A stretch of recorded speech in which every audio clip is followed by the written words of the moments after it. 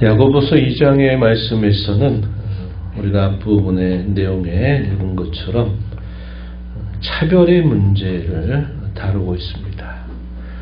신앙의 공동체 안에서 부유한 자를 대하거나 가난한 자를 대할 때 차별할 것을 금하는 것입니다. 이런 차별의 기준은 성경의 원리나 신앙의 원리 혹은 하나님 앞에서 차별하는 것이 아니라 그 분명한 기준선이 뭐냐면 세상적인 판단, 세상적인 기준에 의해서 차별하는 것이기 때문에 이러한 차별은 신앙의 공동체 안에서 결코 용납될 수 없는 일이다 하는 사실을 강조하고 있습니다. 그리고 후반부 14절로부터 26절에 이른 내용은 야고보서 전체의 가장 중요한 교훈을 담고 있습니다. 믿음과 행함의 관계에 대해서 어떠한 것이 참된 균형이 있는 신앙이냐 할 때 그 신앙은 반드시 순종과 함께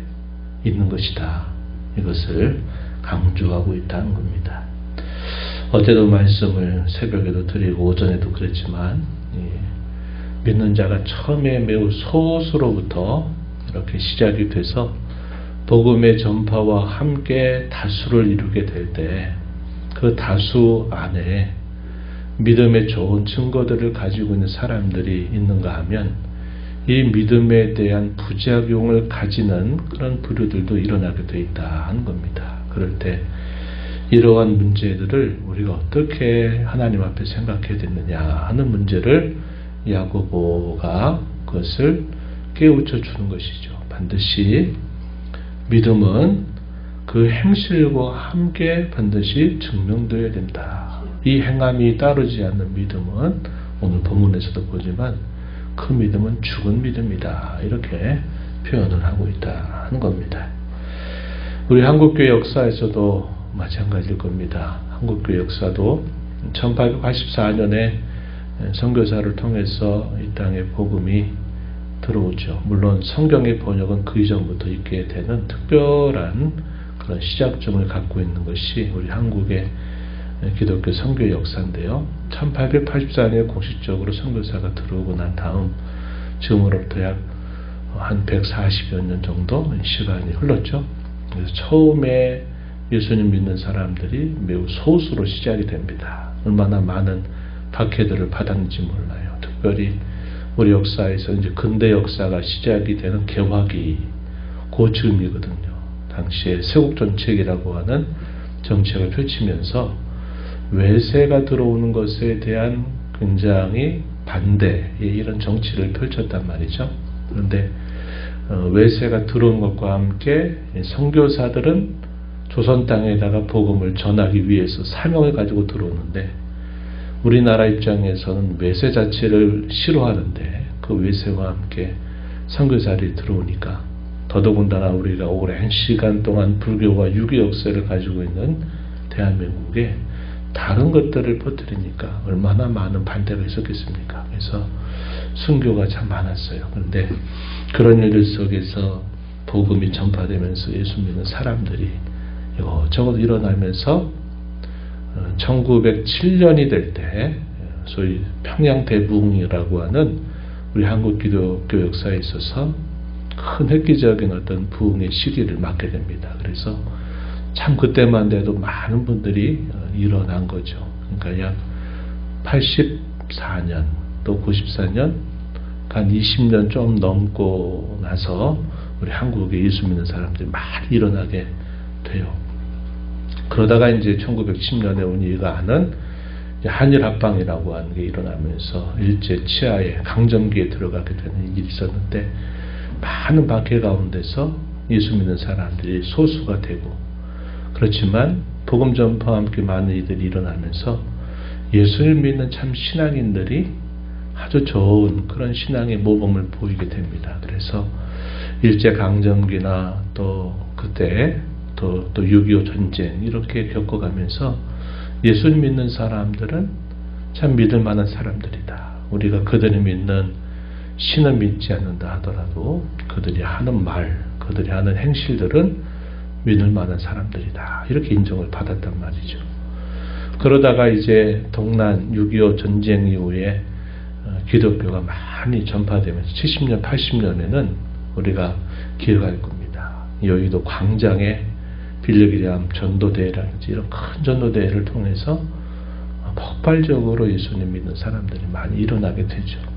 다수가 됐습니다. 그래서 최고로 정점을 찍었을 때가 4명 중에 1명 꼴은 예수 믿는 사람이었다. 이렇게 25% 이상이 이렇게 예수 믿는다. 이렇게 보고가 될 정도로 우리 한국 사회에서 큰 다수를 이루었어요. 그래서 얼마나 많은 복음의 은혜를 우리나라가 어려운 중에 받았는지 모릅니다. 그것이 오늘날도 그것이 하나의 근간이 돼서 계속적으로 기독교가 비록 감소적인 현상을 겪고 있지만 그래도 계속 예수 믿는 사람들이 있는 거죠. 그런데 문제가 뭐였냐면 소수로 있을 때는 그들의 신앙의 진실성이 인정받았는데 이 다수가 되다 보니까 어떤 문제가 생기냐면 아니 예수 믿는 사람들이 4명 중에 1명 꼴이라고 하는데 직장이나 사회나 가정이나 이렇게 보니까 다 교회 다니고 교회당에 다니고 예수 믿는다고 하는데 그들이 말하는 것과 행동하는 것이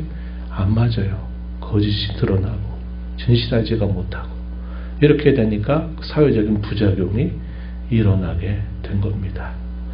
이와 비슷한 과정이라고 보시면 돼요. 기독교가 처음 복음이 예루살렘으로부터 시작이 될 때 소수가 다수로 이제 계속 성장해가는 과정에서 믿음의 진실성을 잘 드러내서 그 믿음을 통해서 더 많은 사람들이 예수님 믿게 되는 그런 통로가 되기도 하지만 또 반면에서는 거짓된 신앙을 가진 사람들 혹은 믿음이 아직도 연약해서 믿음을 어떻게 갖고 믿음을 가지고 어떻게 살아야 될 줄 모르는 그런 초신자들의 모습이 사회 속에서 여러 가지 부작용이 나타나는 겁니다. 그래서 그러한 신앙에 대하여 우리가 어떻게 해야 되느냐. 신앙은 반드시 행함과 혹은 순종함으로 그 신앙은 함께 가는 것이 살아있는 신앙이다 하는 사실을 강조하게 되는 겁니다. 본문 앞부분에서 이 차별의 문제를 얘기했는데 이 차별의 문제는 예나 지금이나 이 사람들이 모이는 곳에는 항상 있는 문제입니다. 그래서 뿌리 깊은 문제거리가 되는 것이 바로 이 차별의 문제죠.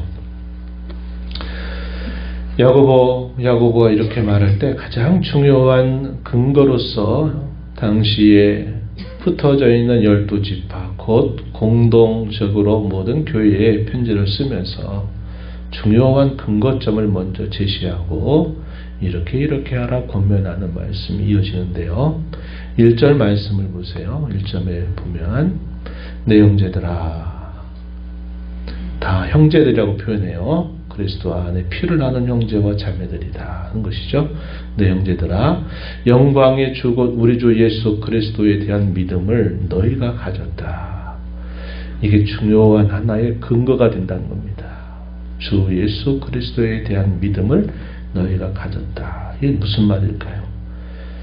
예수 그리스도를 믿음으로 말미암아 구원을 받은 사람들, 그를 믿음으로 말미암아 새로운 삶을 시작한 사람들, 이런 근거를 가지고서 말하는 겁니다. 만약에 이런 근거 말고 나는 여러분들에게 이렇게 말하고 이렇게 행했건을 여러분들은 왜 나와 같지 않습니까? 하는 식으로 말하게 되면 그 근거는 흔들리게 되어 있는 거예요. 모든 성도들에게 가장 중요한 근거는 주님으로 말미암아 우리가 구원을 받고 새 사람이 됐다 하는 것이 아주 중요한 근거입니다. 이러한 근거를 따라서 이렇게 권면하는 거예요. 너희가 뭐하지 말아라? 사람을 차별하여 대하지 말아라. 이렇게 표현했습니다. 이 차별이 어디로 가냐면 4절에 보면요. 판단까지 갑니다. 이 차별하는 문제가 판단하는 문제까지 가요. 그래서 이 차별한다, 판단한다라는 말 자체는 단어적으로는 부정적이거나 또 그것을 부정적으로 말하지 않습니다. 그러나 문맥을 통해서 보면은 여기서 말한 차별한다라고 하는 이 말의 의미는 그리스도의 말씀을 기준으로 삼고 그리스도로 말미암아 값없이 구원을 받았다고 하는 이러한 문맥에서가 아니라 세상에서 사는 다양한 삶의 경험들, 세상의 기준을 따라서 판단하는 걸 말하는 겁니다.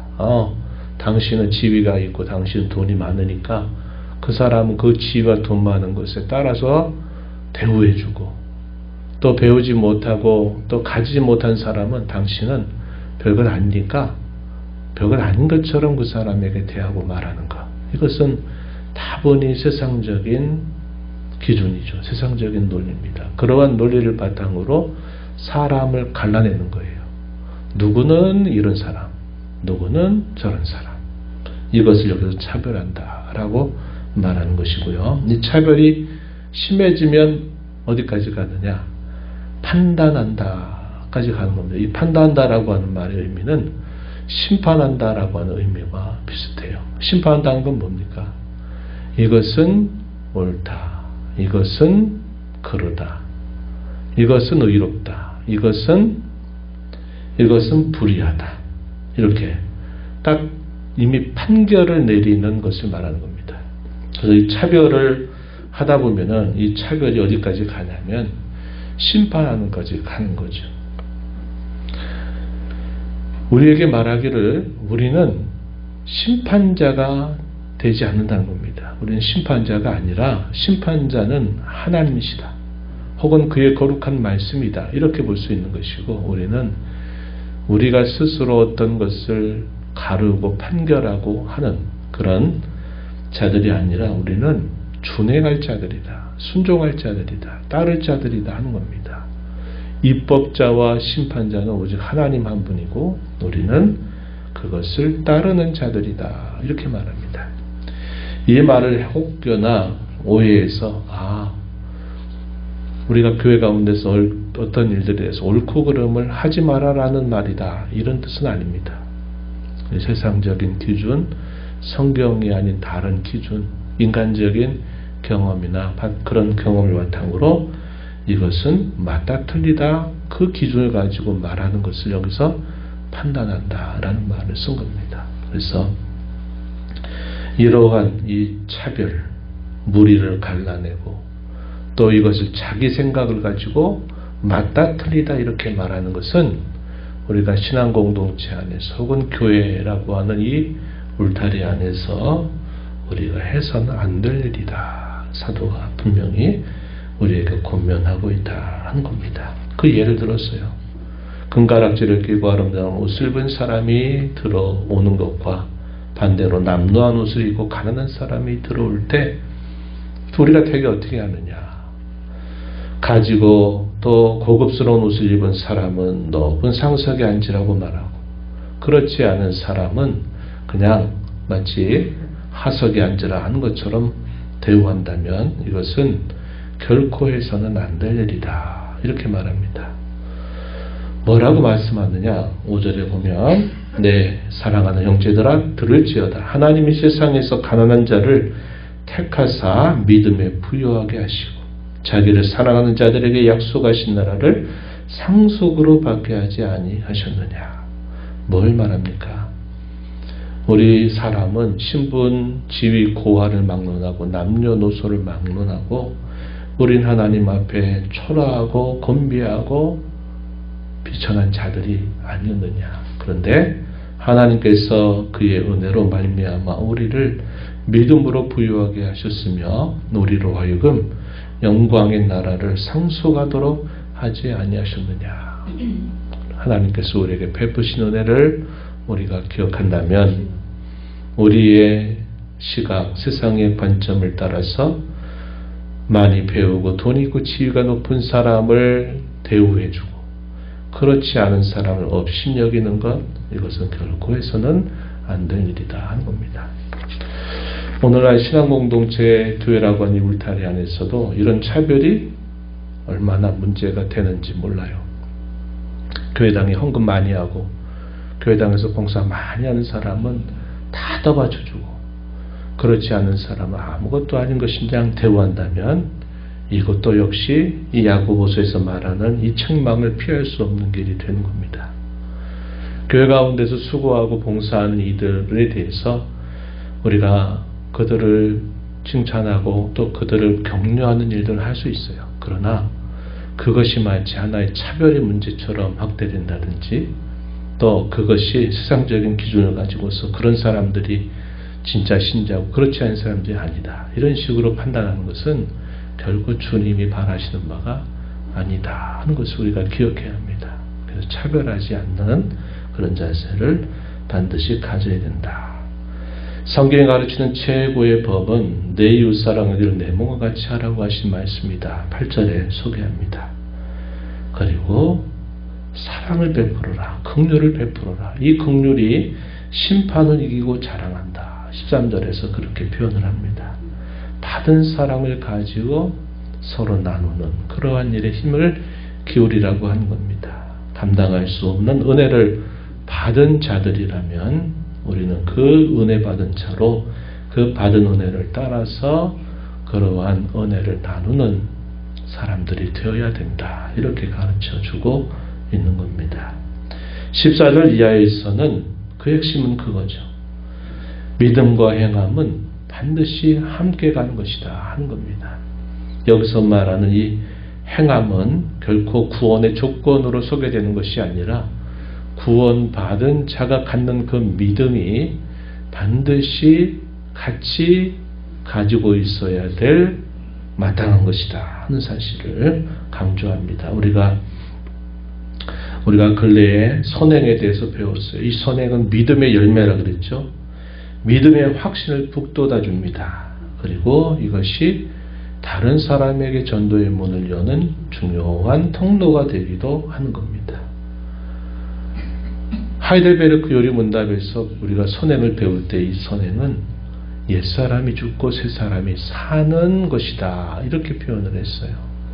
그리고 주일 오후에 우리가 배운 웨스트민스터 신앙고백서에서 뭐라고 말했습니까? 하나님의 영광을 위한 목적으로 하나님의 말씀을 따라 믿음으로 행하는 것, 이것이 성경이 가르치는 선행이다, 이렇게 말한 겁니다. 하나님과 상관없이 선을 행하는 것, 그것은 하나님 모실 때 결코 하나님이 기쁘게 여기실 수 없는 것이다 하는 것도 우리가 살펴본 바가 있습니다. 아브라함과 라합의 예를 들면서 믿음은 반드시 행함과 함께 있는 것이지 행함이 동반되지 않는 믿음은 죽은 것이다 라는 사실을 우리가 읽은 말씀 17절에서 그리고 마지막 26절에서 강조하고 있다는 겁니다.